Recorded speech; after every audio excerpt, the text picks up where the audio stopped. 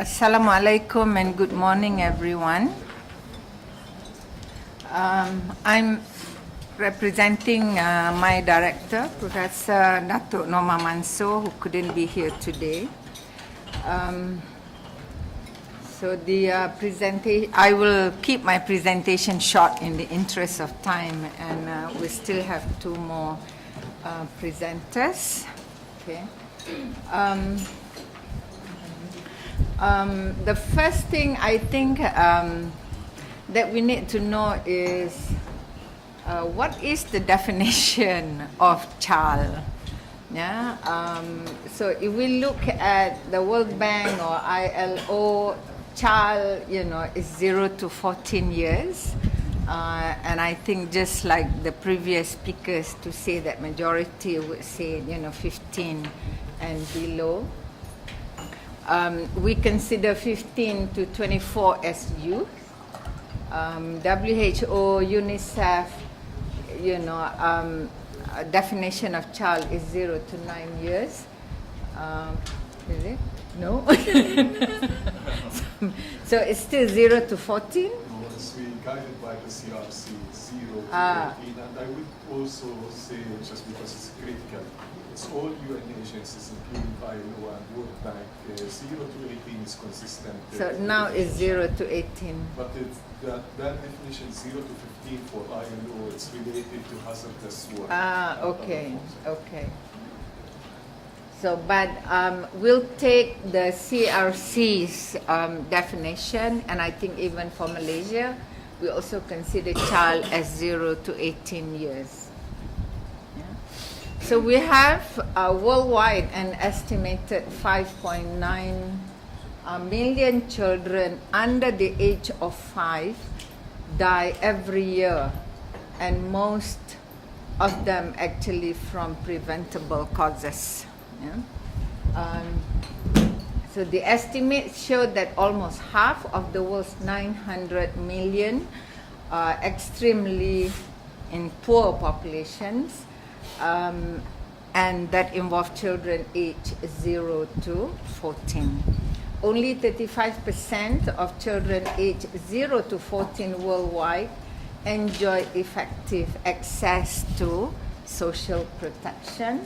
And on average, 1.1% of GDP is spent on child and family benefits for children aged 0 to 14. So, in terms of the proportion of GDP, it's a very small percentage that is spent on children. So, under the Child Act 2001, a child refers to a person under the age of 18. So if you can see that's the earlier slide where Dr. Amjad showed the structure of the population as a whole, from age. This is based on the age group that is below 18. Yeah. And we see that it is narrowing a bit in 2018. And if we see the next slide, okay, that's the population of children in Malaysia, 2008-2018. The red line is actually population in million. That's the total number. And the green line is percent of the total population.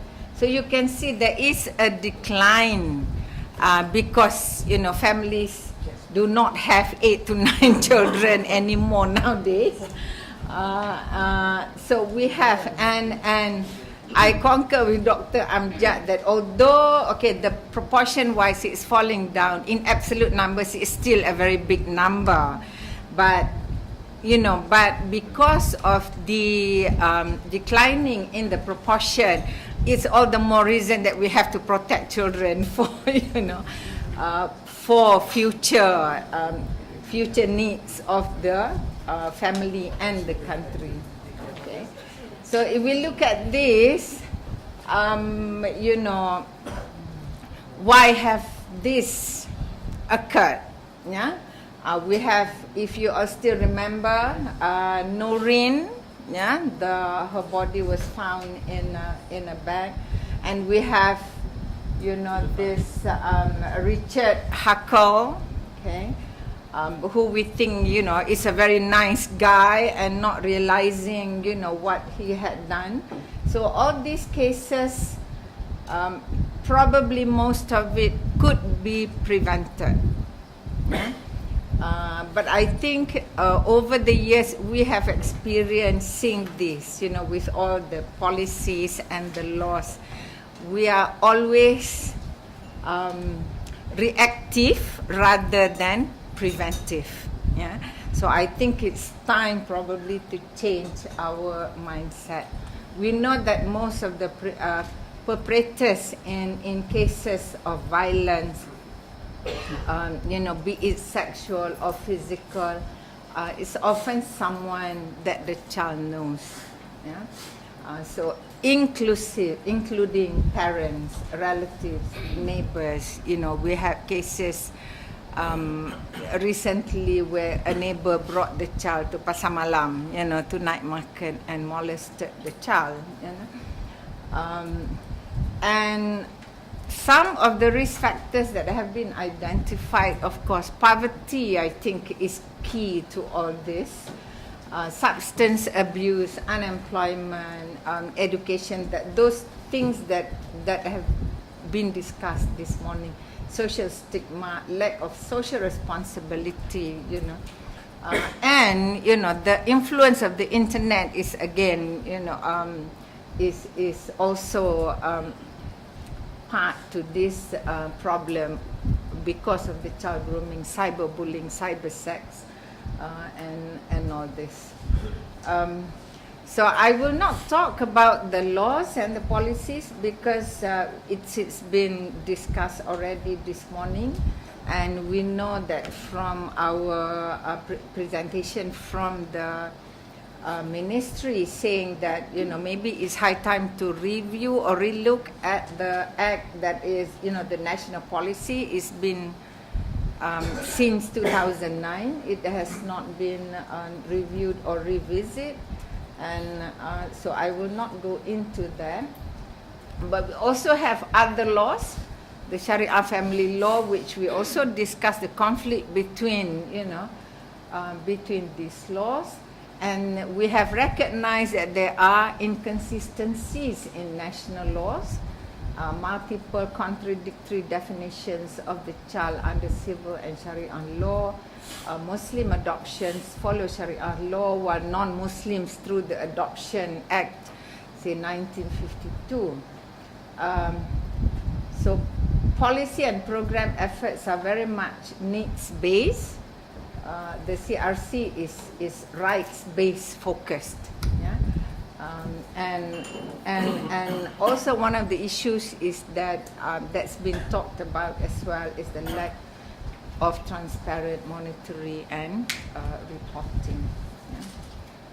So we know that there is no parent policy on social protection as a whole. No procedure or criteria for identifying and supporting at-risk children. Although there's a lot of, you know, efforts, there's a lot of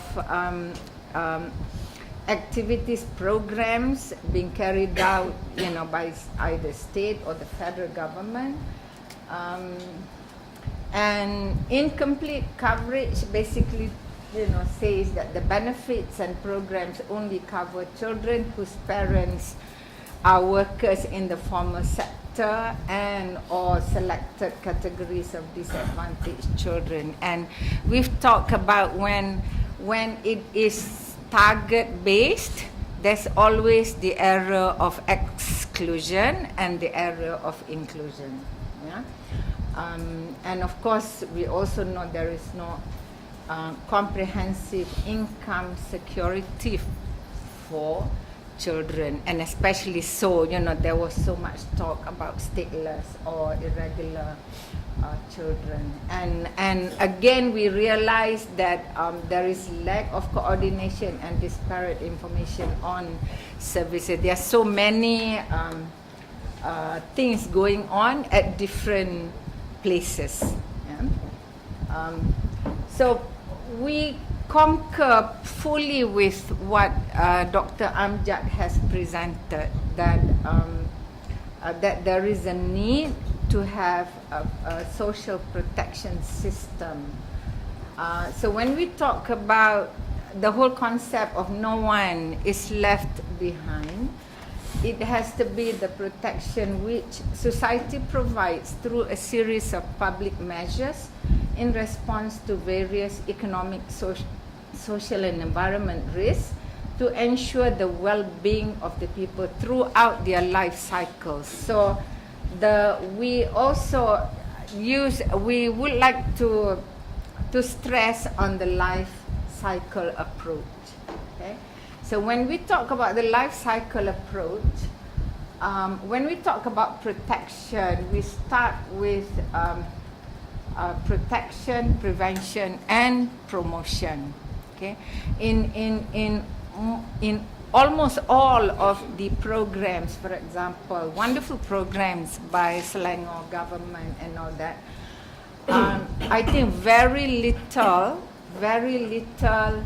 is talked about the exit, policy. You keep on giving, and that's why there's no more money, So there is no exit system, like the one they did for 3 or 6 months. You put a stop, and you want to widen the coverage instead of concentrating on the same beneficiaries. So when we talk about the life cycle approach, it starts with pregnancy and early childhood. So as far as this forum is concerned, it's probably up to childhood, and then we have youth, and we have the working age, and we have the old age. Yeah? So it should cover everything from womb to tomb, basically, if we are to have a comprehensive social protection system. And what the Deputy Prime Minister's office is doing is focusing on that early part, which is part of the, there was in fact,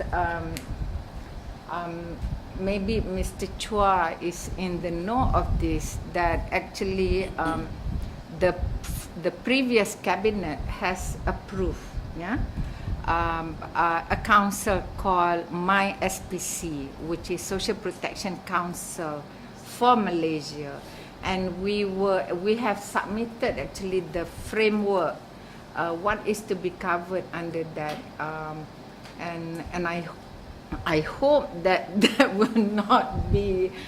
Because it is basically based on the principle of life cycle approach.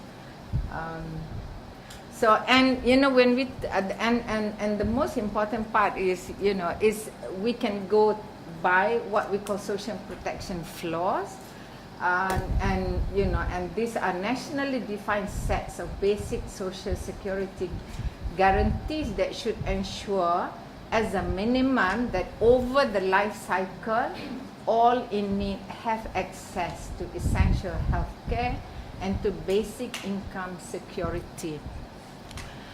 We've, over the coffee break, even, Tan Sri Khalid was saying that we shouldn't have targeted beneficiaries. It should be beneficial. So it's just like if you talk about old age, you reach a certain age, you receive whatever that basic income, regardless of your status. Because we've also talked about the cost of bureaucracy in administering and implementing means, targeted beneficiaries is very, very costly. So the basic is access to essential health care, including maternity care, basic income security for children, providing access to nutrition, education care, and any other necessary goods and services. And of course, when we talk about the life cycle, we leave out the center age, the middle age, the working age group. So the focus should be on the very young and the very old. Yeah. So basic income security for older person as well. And I know that Dr. Amjad has provided some suggestions on how much to give, but this is cases in Australia. For example, they have childcare subsidy, assistance to reduce fees paid for childcare services. So the issue of not having enough money to pay for just now, what were you talking about, mobile mobile carers, eligible for child age 13 or younger and not attending secondary school. The child must meet immunization requirements, must use an approved childcare services where the subsidy will be paid directly to the provider. In Argentina, they have what they call universal child allowance, coverage for families of unemployed people and those in the informal economy who were previously uncovered. For up to 5 children, family receive about USD $69 for each child under 18, or about USD $224 for a child with an assessed disability. Of the total benefit, 80% is paid monthly through social insurance institution and 20% is deposited in a savings account with the National Bank. The cost of the scheme is estimated at approximately 0.5% of GDP. So it's not very much actually. And Thailand, they have child support grant, which provides financial assistance to poor families with newborn children. Families must live in a household with an income per person of no more than USD $90 a month, or 6,000 baht, which is about 600 ringgit Malaysian. So the grant provides USD $18 per month for children up to 3 years old. Sometimes it's not the amount that is so much, but when it's universal, it's they also have universal coverage for old age. You reach 60, you get about, is it 600 baht, I think, a month, but it's across the board, So in South Africa, they also have child support grant, but this is a means tested, whereby applicants need to provide proof of income, which is again, I'm not quite in favor of means tested. Yeah, susah nak identify and susah nak monitor lah, basically, So, and when we talk about income security, maternity support, leave supported with cash benefits to replace women's earnings during the final stages of pregnancy and after childbirth are important for the well-being of pregnant women, new mothers, and their families. So the absence of income security, especially those in the informal sector, because when they are nearing delivery, they can't work, and they can't work immediately after, especially in the final stages of pregnancy. To return to work prematurely, putting them at risk of their own and their children's health. So maternal health care, access to free, affordable. I think our healthcare system is quite good. That we have, almost universal healthcare. In many parts of the world, access to maternal healthcare is uneven and subject to significant disparities between urban and rural areas. And I think I'm not sure, but I think our healthcare system is in place. Yeah. So we look at the positive impacts of the expansion of social protection on inclusive group. We have to have investment in social security. We are moving towards high income security, and but we have to have all this, yeah. And of course, for this to be in place, the legislation and the laws have to be in place as well. So any children-related legislation, policy or program must put the child's best interest first. But we need periodic monitoring, evaluation, and reporting of child-sensitive policy. I think we are on now. You know, when we talk about laws and regulation and policy, it's always, as I said earlier, it's always reactive. You know, something happens, you know, especially with the marriage, you know, with the baby found in the freezer and, you know, the marriage thing and, you know, we always, it takes tragedies to happen, you know, before we actually, you know, open all our eyes on those issues. So with that, I thank you.